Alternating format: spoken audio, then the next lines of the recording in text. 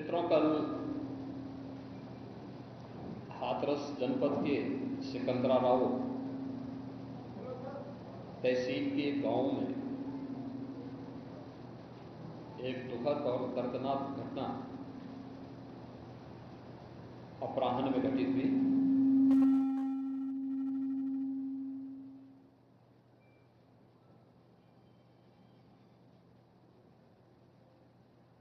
इस पूरी घटना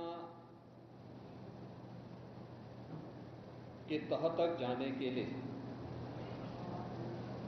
शासन स्तर पर हम लोगों ने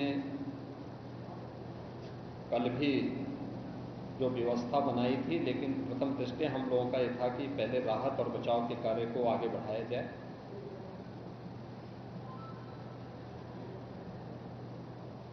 इस पूरी जो अभी हादसा है, इस हादसे में 121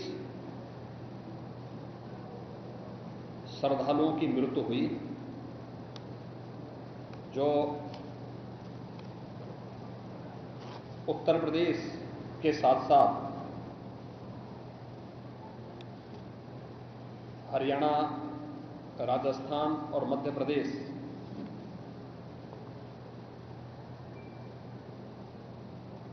से भी जुड़े हुए थे। उत्तर प्रदेश में हाथरस,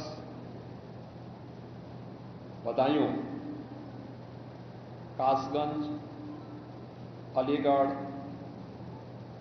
एटा, ललितपुर, शाहजहांपुर, आगरा, फिरोजाबाद, गौतम बुद्ध नगर, मथुरा, औरैया, बुलंदशहर, पीलीभीत, संभल और लखीमपुर खीरी, इन 16 जनपदों के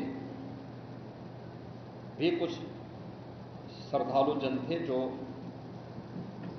इस हादसे के शिकार हुए हैं।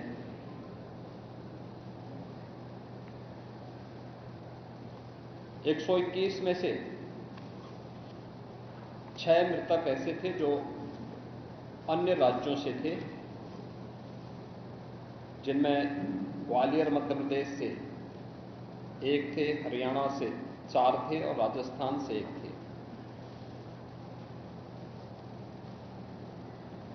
हाथरस के जिला हॉस्पिटल में मैंने जो घायल हैं,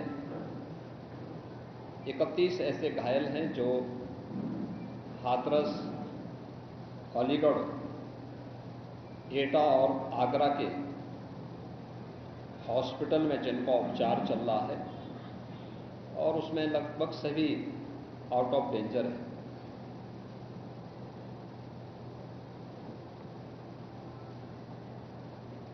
हादसे के बारे में जो वहां के चश्मदीद हैं, जो इस घटना के शिकार हुए थे, गंभीर रूप से घायल हो गए थे, उनमें से ज्यादातर जो लोग हैं जिनसे आज मैंने बातचीत भी किया है,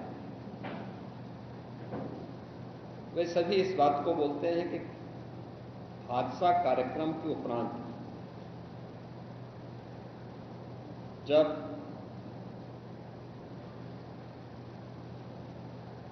इस कार्यक्रम में जो सज्जन वहां पर अपना उपदेश देने के लिए आए थे, उनका कार्यक्रम या उनकी कथा संपन्न हुई, तो कथावाचक के मंच से उतरने के बाद जीटी रोड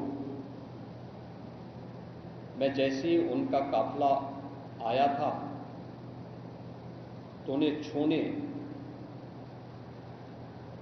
के लिए जब महिलाओं का एक दल उधर बढ़ा, तो उनके पीछे पीछे भीड़ गई और इसी के बाद वे एक दूसरे के ऊपर चढ़ते गए। सेवादार भी लोगों को धक्का देते रहे, जिसके कारण दोनों ओर, जीटी रोड के दोनों ओर और जीटी रोड के अंदर भी ये सब हादसा वहां पर होता हुआ दिखाई दिया। इसका सबसे दुखद पहलू यह था कि इस प्रकार के आयोजन में जो सेवादार प्रशासन को अंदर घुसने नहीं देते, दुर्घटना होने के तत्काल बाद या दुर्घटना के दौरान प्रारंभिक रूप में इन्होंने पहले वहां पर इस मामले को दबाने का प्रयास किया, लेकिन जब उन्हें प्रशासन ने हॉस्पिटल ले जाने की कार्रवाई प्रारंभ की तो इनमें ज्यादातर सेवादार वहां से भाग गए। इस पूरी घटनाक्रम के लिए हम लोगों ने एडीजी आगरा की अध्यक्षता में एक एसआईटी गठित की है, जिसने अपनी प्रारंभिक रिपोर्ट दी है और इस घटना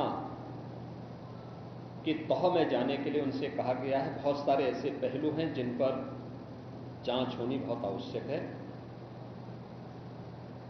अब तक प्रथम दृष्टया जो थी हमारी कार्रवाई ये थी कि राहत और बचाव के कार्य को आगे बढ़ाने के बाद आयोजकों को पूछताछ के लिए बुलाना,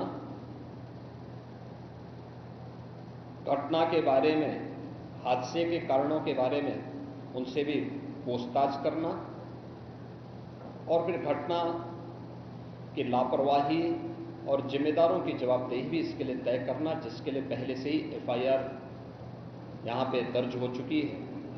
इसके लिए कार्रवाई आगे बढ़ रही है। हम लोग इस बात को किसी भी प्रकार से डिनाई नहीं कर सकते कि इस प्रकार की घटना केवल एक हादसा नहीं होता। अगर हादसा भी है तो उसके पीछे कौन जिम्मेदार है, और अगर वह घटना घटित हुई है तो इसके पीछे हादसा नहीं तो साजिश किसकी है, कौन इसके पीछे है। इन सभी पहलुओं को लेकर के राज्य सरकार ने तय किया है कि हम इसका एक जुडिशियल इंक्वायरी भी करवाएंगे और जुडिशियल इंक्वायरी हाईकोर्ट के एक रिटायर्ड जज की अध्यक्षता में होगी, जिसमें प्रशासन और पुलिस के भी रिटायर्ड सीनियर अधिकारियों को रख करके इस पूरी घटना की तह में जाकर के जो भी इसके लिए दोषी होगा उन्हें इसकी सजा देना और इस प्रकार की घटना की पुनरावृत्ति न हो, इनके बारे में एक सुझाव और एक एसओपी उनके माध्यम से बनाई जा सके, जिसे आगे इस प्रकार के किसी भी बड़े आयोजन में लागू किया जा सके। यह हम लोग सुनिश्चित करेंगे। और मैंने यहां पर भी हाथरस में भी और सिकंदराराव के घटनास्थल का मैंने दौरा किया, यद्यपि वहां काफी बारिश थी, और वहां जाकर के मैंने एक बार उसको देखने का प्रयास किया है। यद्यपि प्रशासन ने पहले से इसके मैप भी बना के तैयार किए थे, वो भेजे भी थे, लेकिन हादसे के कारणों की प्रारंभिक व्यवस्था देखी जा सके इसको देखने के लिए वहां पर मैं स्वयं गया था। और हमारे 3 मंत्री यहां पर कल से ही कैंप कर रहे थे। मुख्य सचिव और पुलिस महानिदेशक भी यहां पर कल से ही कैंप कर रहे हैं। सीनियर अधिकारीगण भी यहां पर पुलिस और प्रशासन के अधिकारीगण यहां पहले से ही कैंप करते हुए इस पूरी घटना के लिए जिम्मेदारों की जवाबदेही तय करने की भी दिशा में आगे कार्रवाई की जा रही है, जिसमें कुछ विशेष दल बनाए गए हैं, जिनमें अलग अलग जनपदों में उनकी कार्रवाई अब प्रारंभ होगी और प्रारंभिक जांच के बाद आगे की कार्रवाई को हम लोग आगे बढ़ाने का कार्य करेंगे। यह यहाँ की घटना के बारे में था और जुडिशियल इंक्वायरी के बारे में आज ही इसके नोटिफिकेशन शासन के द्वारा भी जारी हो जाएगी। महाराज जी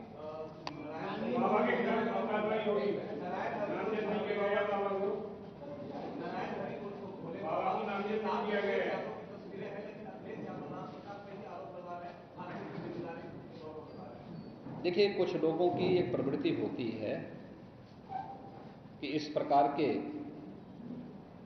दुखद और दर्दनाक घटनाओं में भी वे राजनीति ढूंढते हैं, और ऐसे लोगों की एक फितरत है कि चोरी भी और सीना चोरी भी।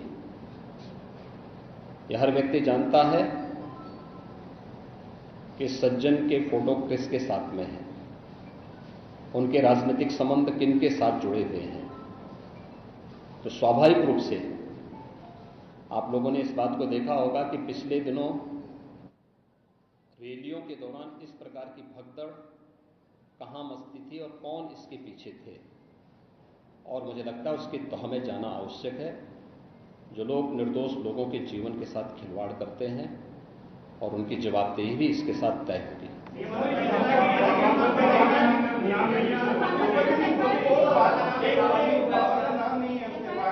दूसरी चीज आपने कहा कि ऐसे आयोजनों में प्रशासन को घुसने की इजाजत नहीं होती है, तो ऐसा क्यों होता है कि क्या ये भविष्य में ऐसी चीजें ना हो? देखिए, प्रशासन प्रथम दृष्टया ये मान के चलता है कि धार्मिक आयोजन है, उनके सेवादार इस प्रकार के आयोजनों की जिम्मेदारी अंदर से स्वयं निभाएंगे। और बड़े बड़े आयोजन होते हैं, ऐसा नहीं कि ना होते हो। सावधानीवश वहां पर फोर्स